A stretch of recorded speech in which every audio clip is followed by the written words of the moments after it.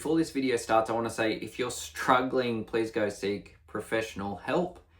I'm not a professional. I'm just going to talk about some things that have helped me and my experience in the music industry with mental health and other people's mental health. Hey, my name's Jackie T and I am a bass player, as you can see here. I've got one guitar, but whatever. Hey, my name's Jackie T and I'm a bass player in a band, and I do social media and I do a lot of things. And this morning I had a quick discussion with my mother just about mental health in general. I thought, what's the rate of musicians that struggle with mental health to some degree? Some reports said 30%, up to 80%.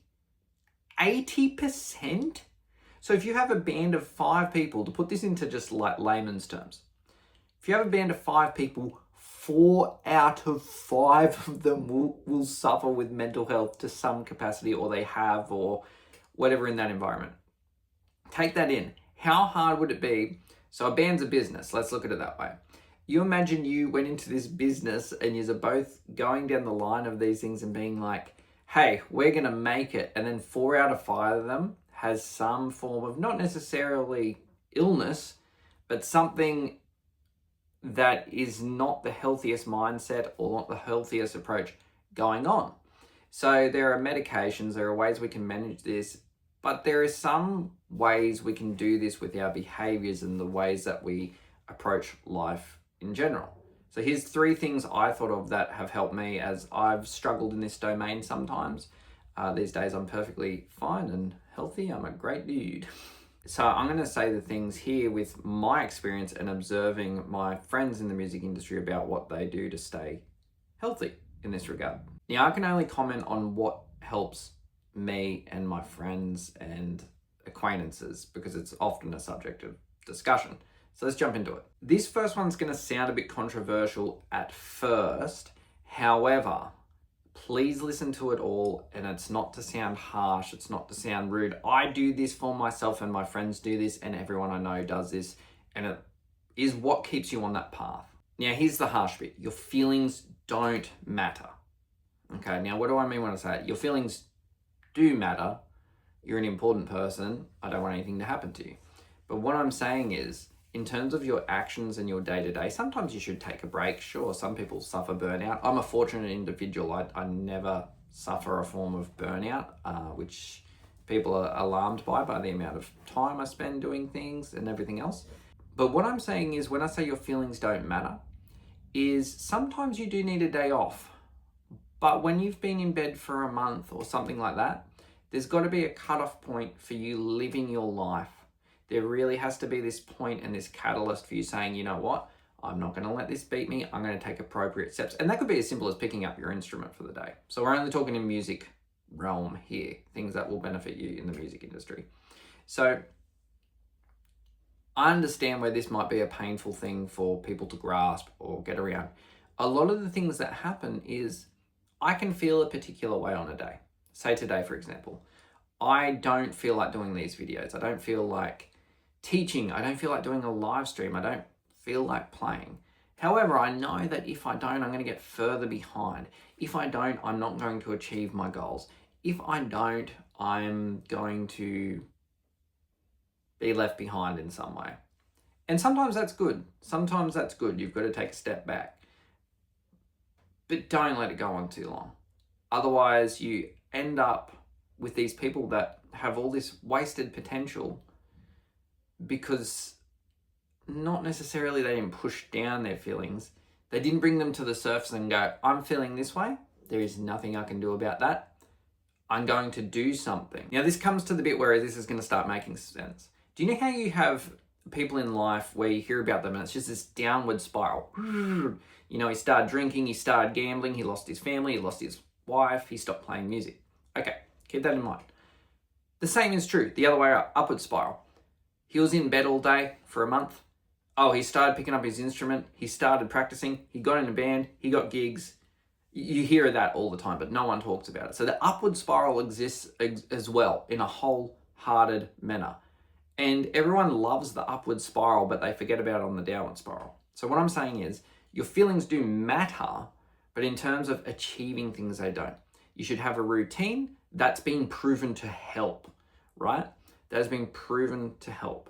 The other thing that I've found helps a lot of musicians is having people depend on them. So for me, at the moment, my boss, Brett, as you may have heard me say, I always call him the boss man, he depends on me somewhat to some degree.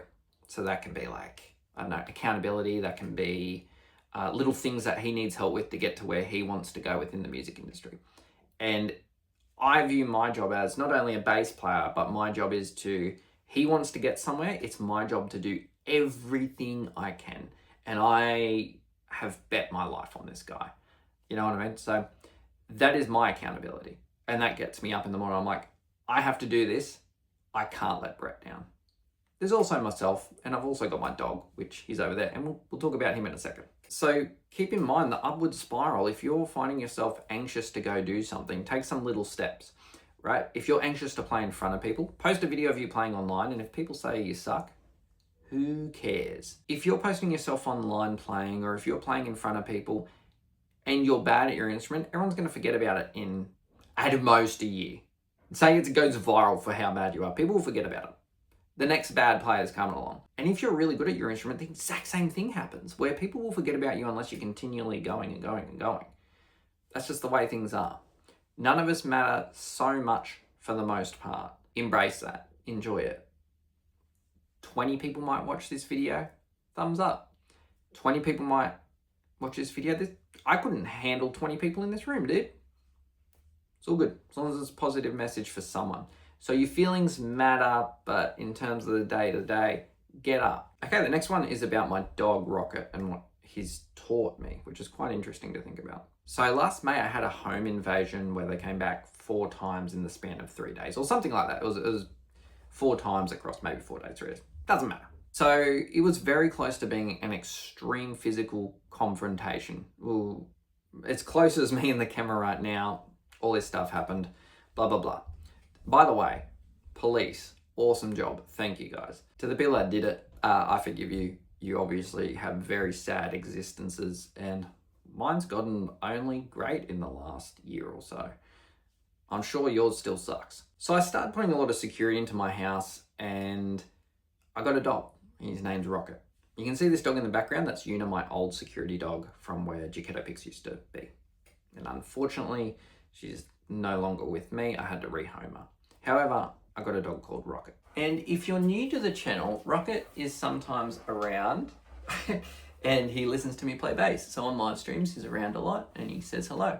Now, Rocket had a very sad life before me.